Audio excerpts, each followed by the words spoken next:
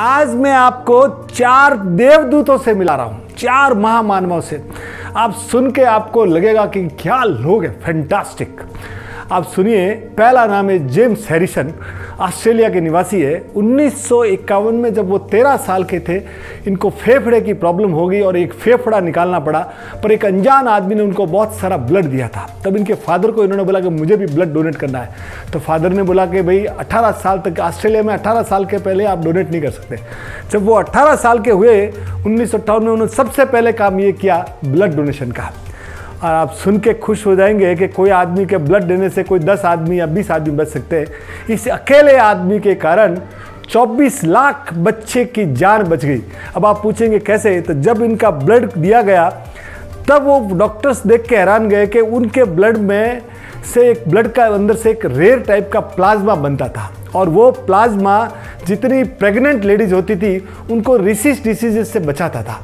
तो उसके टीके बनाए गए, और टीके बना के कम से कम 30 लाख टीके बनाए गए और 24 लाख बच्चे बच गए। और वो खुद, उनकी बच्ची को भी लगा टीका।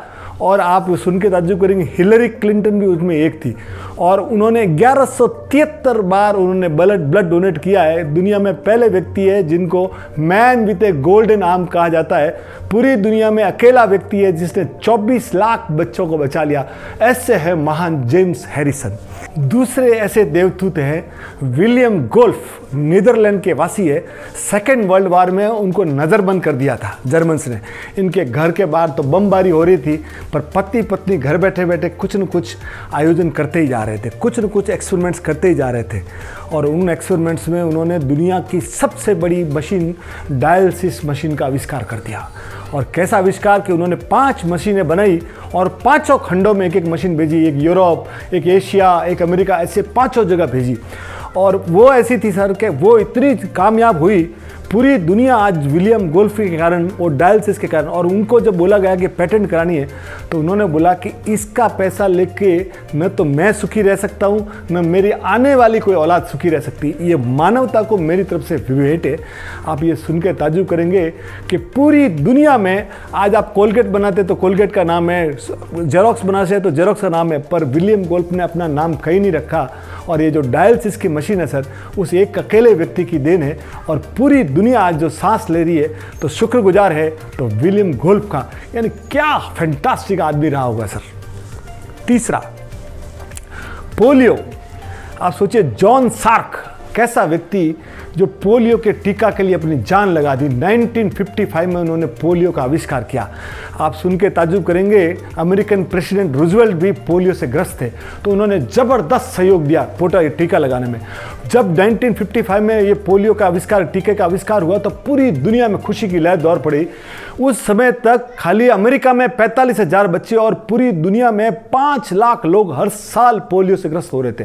और इनके एक टीके ने, वो जिस दिन इनका आविष्कार हुआ उस दिन अमेरिका में छुट्टी रखी गई थी, और दुनिया भर के अवार्ड्स जॉन सार्क को दिया गया। उनको जब बोला गया कि इसकी आपको पेटेंट करनी है, तो इन्होंने बोला सूर्य का पेटेंट नहीं हो सकता। आप आज की वैल्यू में पेटेंट में कहा जाता है कि 40,000 करोड़ रुपए उनको मिल रहे थे, 40,000 करोड़ पेटेंट कराने का। उन्होंने बोला नहीं, और इसके कारण क्या हुआ कि पूरी दुनिया इस टेक्नोलॉजी को अडॉप्ट कर सकी, और जिसको जो चाहिए था, यानी हर कंट्री अपना पोलियो का टीका आराम से बना सकती थी। और हमने भी 2013 में भी, इंडिया ने भी पोलियो मुक्त बन गया। तो अकेला व्यक्ति साहब, जॉन सार्क अकेला व्यक्ति ऐसा था जिसने कोई पेटेंट नहीं किया और मानवता के लिए पेटेंट छोड़ दिया। तो जिंदगी सर ऐसे बढ़िया लोगों से बनी हुई है।